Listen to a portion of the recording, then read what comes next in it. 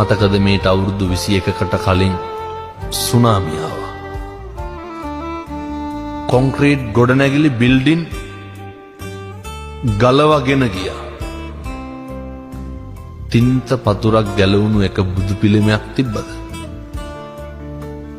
නැහැ. ස්වභාවික ව්‍යසන කොච්චරවත් සිද්ධ වුණා. හෙල්ලිච්ච බුදු පිළිමයක්වත් තිබ්බේ නැහැ.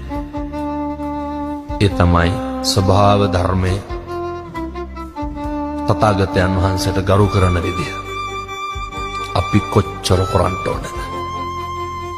තථාගතයන් වහන්සේම දේශනා කරනවනේ කර්මය දැඩි වූ කලමා කුමක් කරන්නද කියලා.